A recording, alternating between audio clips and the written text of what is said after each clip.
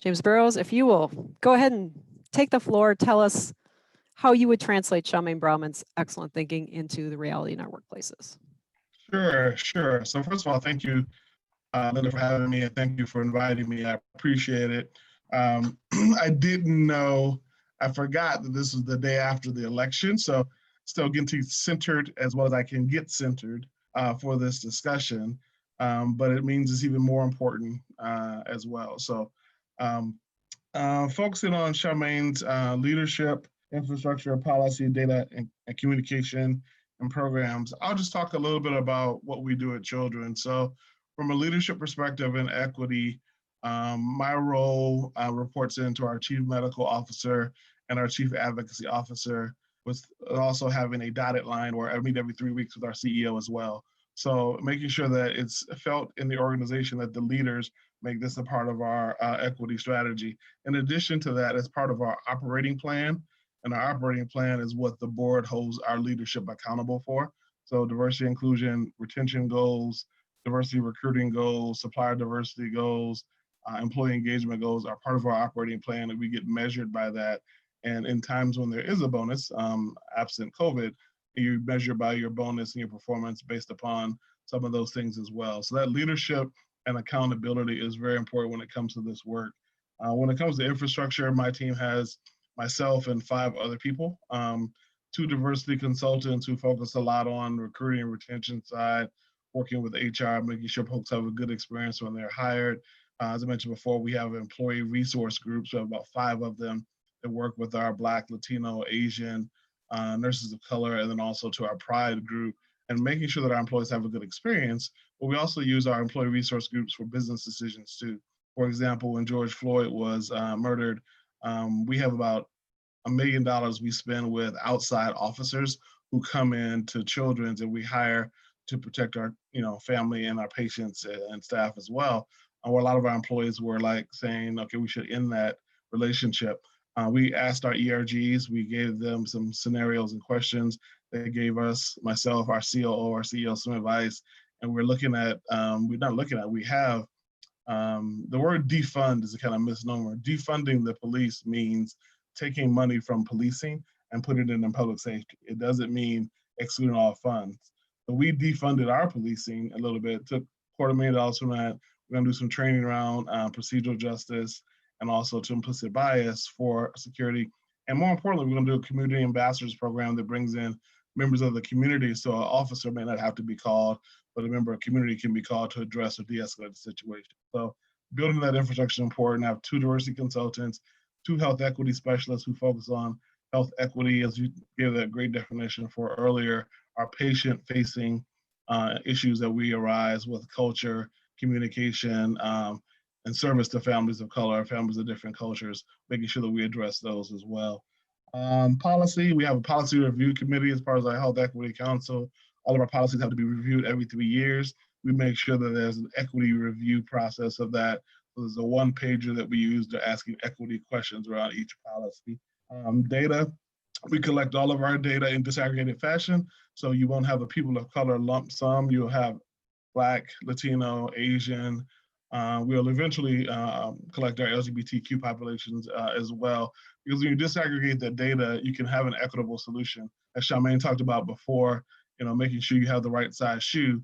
What happens in Minnesota sometimes is people have people of color solutions, which don't really work because Black people may need something different than Latinos, may need something different than Asians, may need something different than LGBTQ. So it's important to disaggregate that data and tailor your solutions equitably around that as well. Communication, we don't do a good enough job of telling our story. We're gonna do more of that possibly in the future. And programs, I say for you, programs is the least important thing. Now, not that it's not important, but a lot of people talk about, well, we got to do implicit bias training. Well, if you do implicit bias training, that's all you do, and that's it. And then the next year we do more implicit bias training, you haven't changed the culture or the system. So I say looking at systemic ways to build upon what you need to do differently, then adding training as a component to that is important. We at Children's, we're doing inclusive leadership training for all of our top 31 executives, which also includes each of them have an equity coach, and each of them are part of the equity cohort where they work together to solve equity problems. And that's it. That's great. Nancy, do you want to take it from there or say how you interact with that? Sure. Yeah, so I lead a smaller organization, and what ends up happening is we're a privately held small digital agency, but but the answers that I sort of formulated around some of the questions that you shared, Linda, or the the 6 points that you shared, are really not only about how we foster this sort of energy inside of our organization, but also how we try to influence the clients that we work with and the broader community that we engage with on a regular basis, just because of the kind of work that we do. I think one thing that I wanted to sort of point out right away is, wellness is personal and subjective. And all anybody can do is support the journey versus be prescriptive. I think as leaders, I can't provide people with wellness. I can't force wellness upon them, and I can't force their attitude about equity in wellness. But I can acknowledge that wellness it looks different for everyone, and triggers and coping mechanisms and wellness strategies all have to be unique, and they because we can encourage awareness through those strategies. I think for me personally, one of the things, when you asked me to speak at this, and even last year when you asked me to speak at the bigger event, one of the things that I think is important to recognize is that I have a strong discomfort with the term wellness, and I think that a lot of people probably do. I've struggled to find my way with things like exercise and traditional wellness categories. And as a leader, I can't make people live their lives well. I think that it's important to recognize that wellness, and when you couple it with, with sensitive hot button issues, and I say that because that's how the world interprets them, like diversity and inclusion, other people might be uncomfortable. Traditional wellness is an affluent, white, able-bodied, and thin space. So for me, as a heavy body, I don't feel welcome in the conversation. Heavy bodies might not feel comfortable in yoga classes. Black bodies might not feel comfortable in all gyms or spaces that we make available. And wellness has been defined by that group of people. And so I think wellness might be cooking meals and eating them and napping or doing nothing. Rest is important and necessary in the context of wellness. And it's nothing like what you see in a lot of wellness circles. I think as a leader, it's important for me to encourage all people to be leaders of their own wellness. And we each have to speak to and seek mental and physical health models that feel right for us. I think giving people permission inside of our organization, but also modeling it on the outside to explore what help they want in their lives. I think infrastructure should include flexibility for people to make things their own.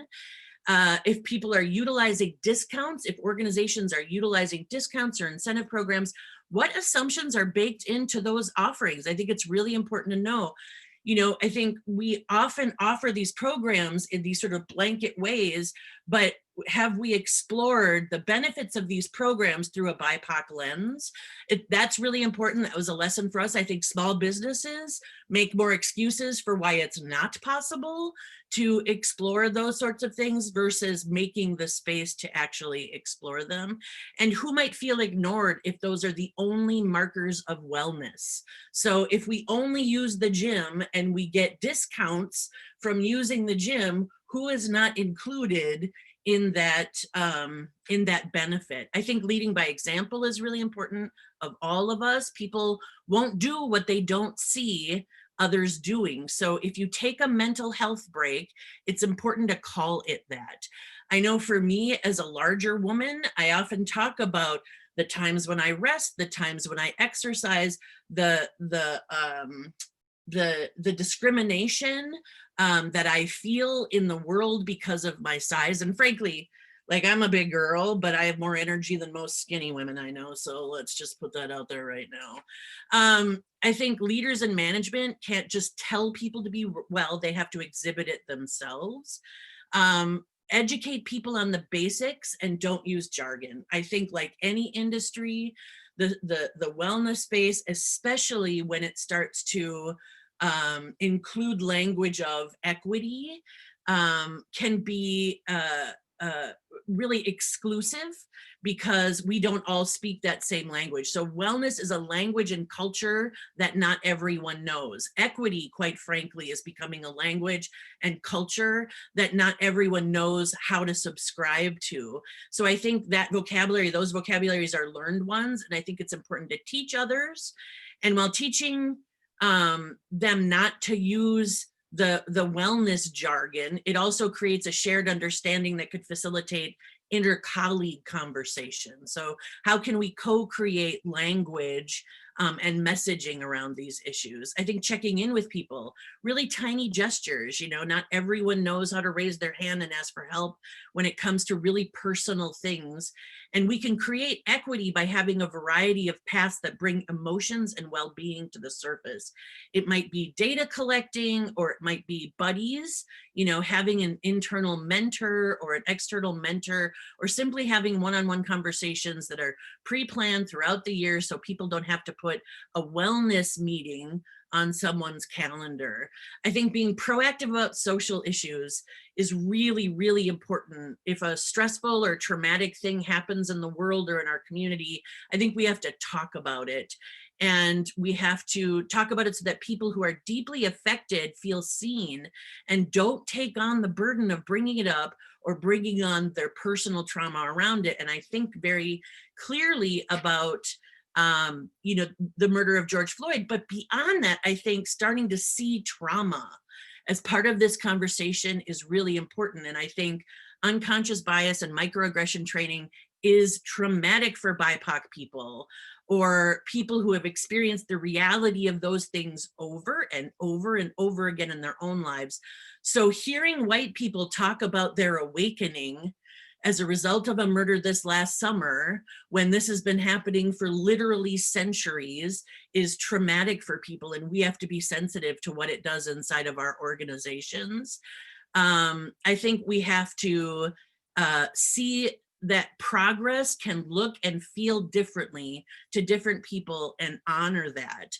I think it's important to continually remember that equity doesn't mean equal, and some people might need more wellness space than others, and that's okay. It's not favoritism, it's equity. One of the things that I've been talking about a lot recently is the idea of internalized capitalism. So capitalism is a way of being in addition to, you know, something that our country was built on, and that we're seeing reflected in our politics hugely right now. Well, we all carry a little bit of it with us all the time. And that internalized capitalism is the thing that makes us feel like we must always be busy. And if we aren't operating in that frequency of busy, we are useless.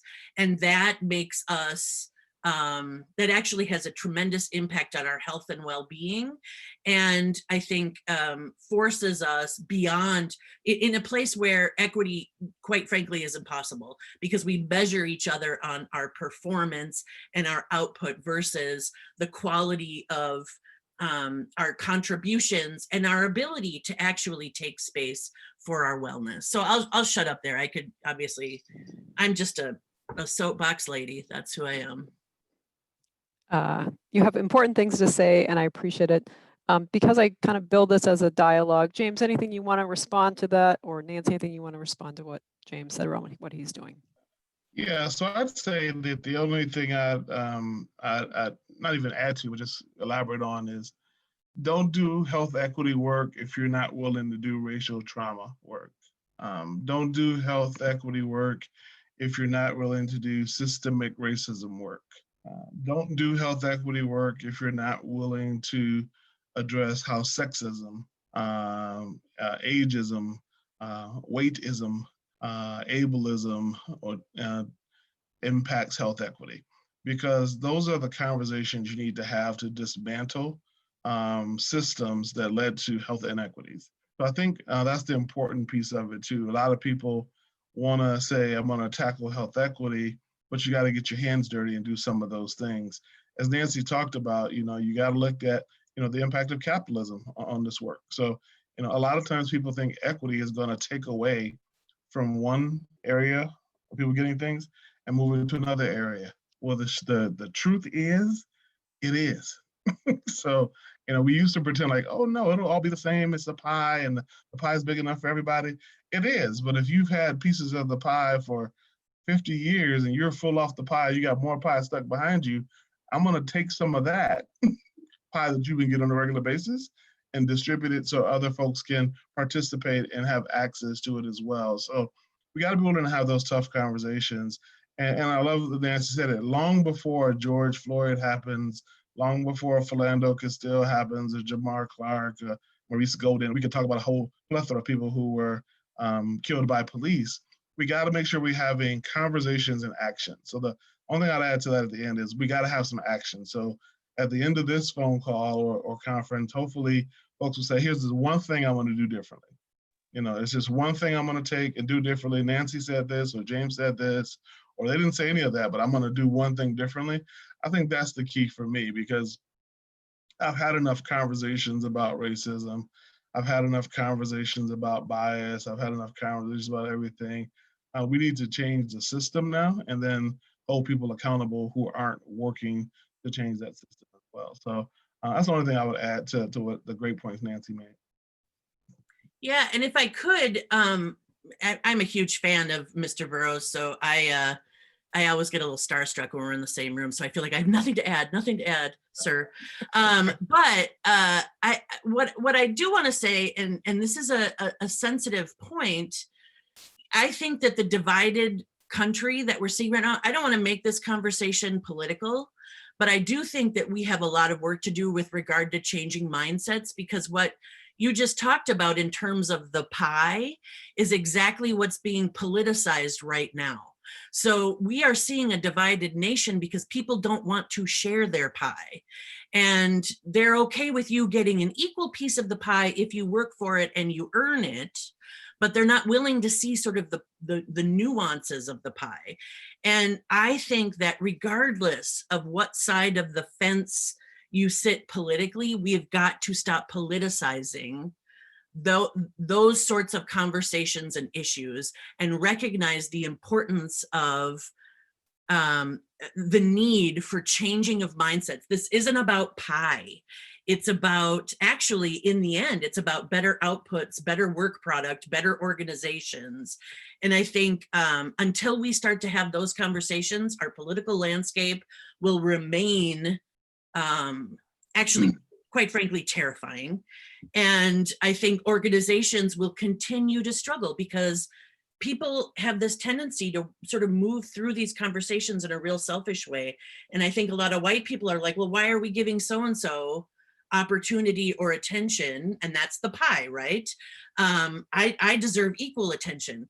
And I think in changing those mindsets, and I think that's a lot of personal conversations. I think a lot of us have a lot of work to do in engaging around the discomfort of saying, you had your opportunity the moment you were born because you were born white. And now we have to look at how we create opportunity for everyone. And there will be moments where it's not comfortable for you. So get a grip and deal with it.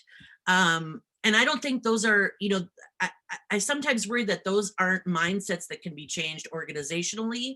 They have to be changed interpersonally. So we all have to see ourselves as champions of those conversations. That's great. Thank you both. We still have another 4 minutes before we open it up for just people's questions. So maybe people can take a deep breath, put any questions you have in the chat box. And then James or Nancy, if there's any, I kind of had some questions around, well, just tell us, what are your diversity superpowers? What's something that they should remember about you that you particularly are good at? So say that. As I said to my smaller group earlier, I don't have any. So I don't have any diversity superpowers. And the reason I candidly say that is, sometimes Black men who are successful in Minnesota are looked at as unicorns. Like, man, James, you did this. You were a lawyer. You did this. You were a nonprofit exec. You're a unicorn. That doesn't happen with Black men. Well, there's a lot of James Burroughs out there. They just have to be given access and opportunity to be successful. So although I don't have a superpower, I do say I have a lot of passion around this work. And I'm connected in a lot of different places and spaces. So whether it be business, community, and I just like bringing people together to have access to opportunities. So if someone's looking for a career opportunity, a business opportunity, connecting the right people is something that I'm passionate about, and making sure that they have access to as well. I love that. Nancy? I don't have a superpower either. I think, you know, I get asked to have these conversations often, and I always say I am not a diversity, inclusion, or equity expert by any stretch. I mean, I've lived my whole life as a queer, fat woman. But I was always able to hide behind my whiteness. And so I don't have any trouble unless I make it. And I think if I were going to point to anything in this question, it would be my willingness to make the trouble and to be uncomfortable. Like I'm willing to be loud and be uncomfortable and, you know, call attention to some of the issues that, quite frankly, we shouldn't be asking, you know, Black and brown folks to champion.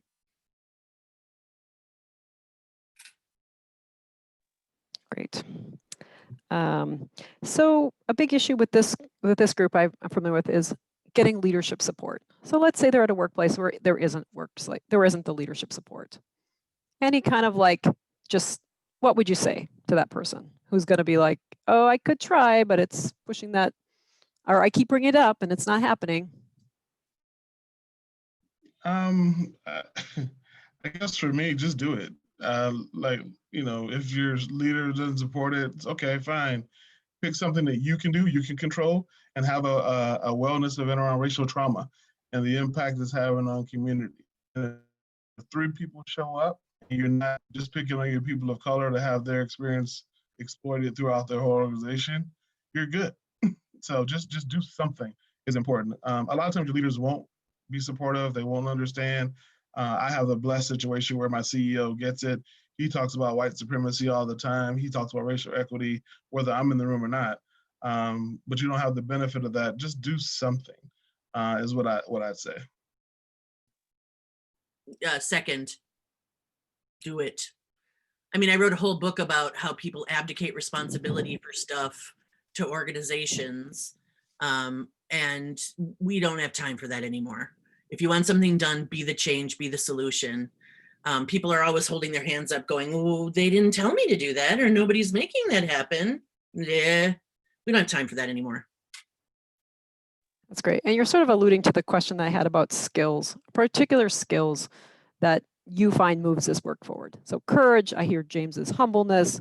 Like, are there other skills that people can cultivate or put on their list of like, hey, when I'm going to have this conversation, what are the skills I want to hone or have in the front of my mind? Kind of to demystify this work a little bit. Too vague? No, I mean, I think we all possess the skills to move these conversations forward. I mean, if you are alive and breathing and you have a small amount of courage, you can move these conversations forward. And I think a willingness to be uncomfortable. You know, I do think most people are afraid of discomfort and they're afraid of screwing up.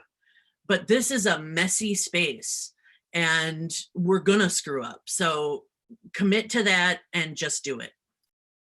Yeah, I agree with that. And commit to moving whatever your version of Minnesota nice is out of the way and putting it over here.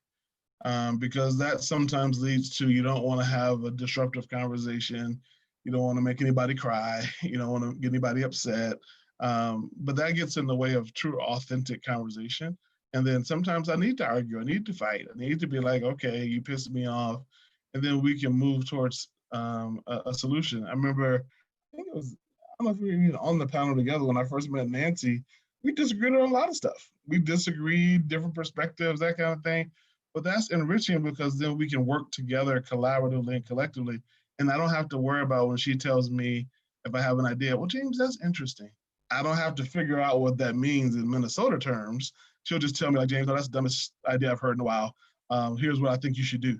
That's what we need more of. And I can, if I implore you, nothing else, especially the white people who are on this call, everybody too, especially the white people, engage, don't fear that discomfort, and just have those conversations as well. And that's going to lead us to a better place. Because right now we're not having those conversations, or if we are, we're talking at each other rather than to each other.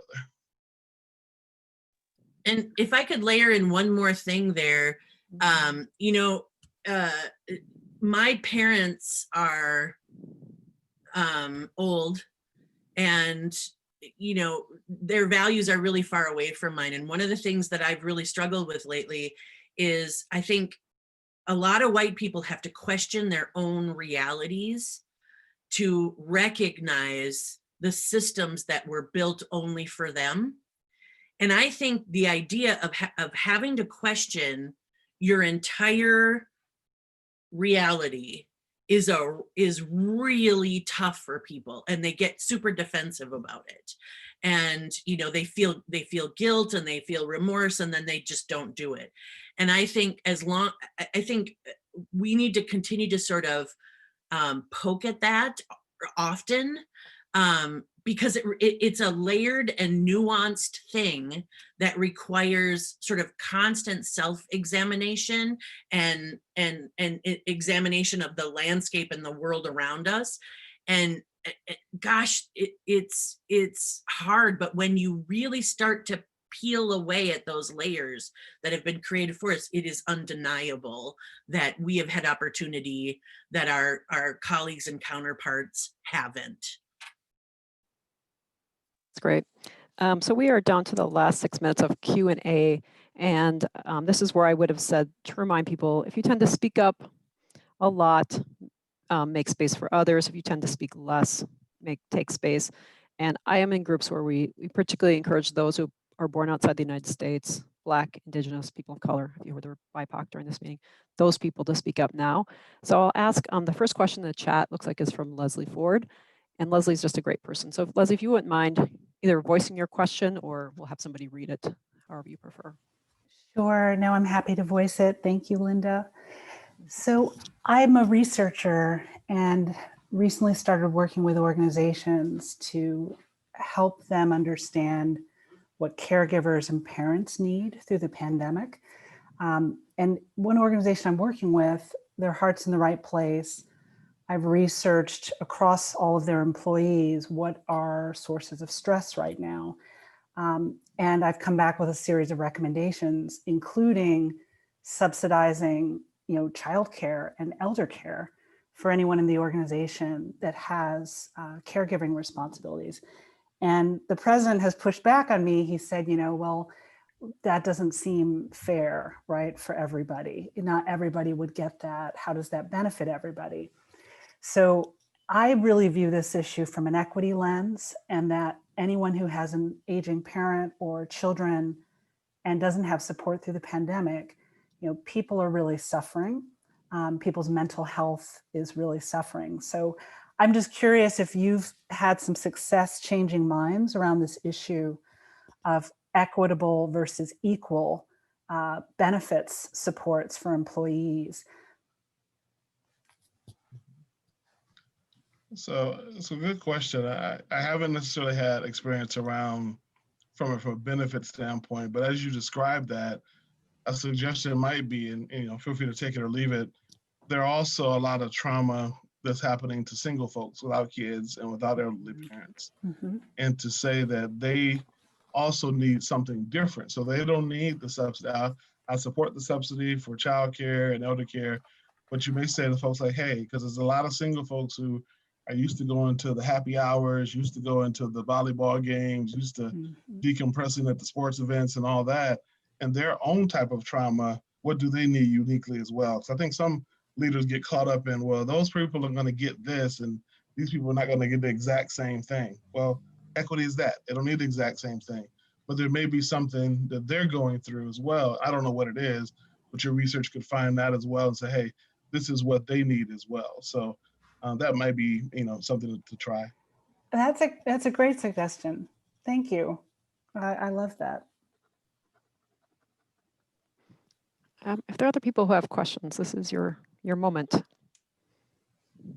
You've got two really great accessible leaders, so you definitely encourage you to reach out to them later if it's not something that should be broadcast to the general public, your equity and inclusion issue. Or you may have heard about a case that's similar to your workplace that you could describe. And I'm okay with ending early because I would pass it back to the two of you to say, and you've had this question, so it's not putting you on the spot, which I'm famous for, but what's a key message you want to make sure everybody takes away? So we know how we are. There's a lot coming at us. What do you want us to take home? Do something. So I'm gonna give you some things you can do.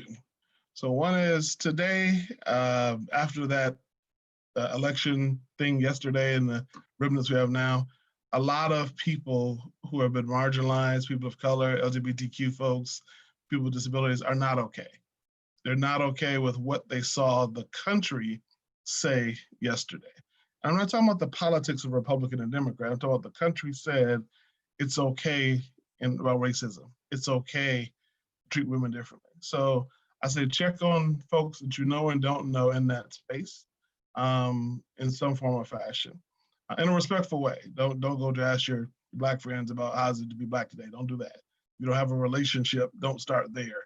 But kind of check on folks that you know. The second part of the do something is, pick the one thing, and Leslie talked about it with the research she's doing.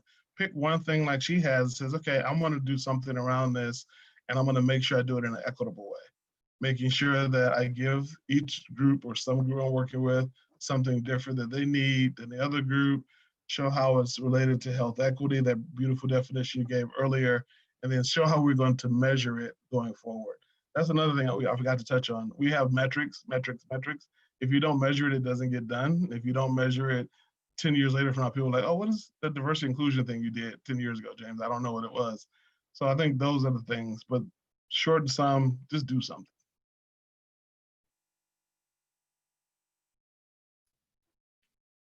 I would just say, I would just echo what James said. And I mean, I think it's on all of us. It's all of our responsibility to do something, and to keep doing it and to keep showing up and to be willing to be uncomfortable and to be willing to be called out. Because it's only through our failures, quite frankly, that we get better. So we have to get rid of all the, the baggage that we've carried around about wanting to get things right and perfect, and just start, just do. Wonderful. Thank you. I'm going to stop the recording there so anyone who went off screen can now come back on screen.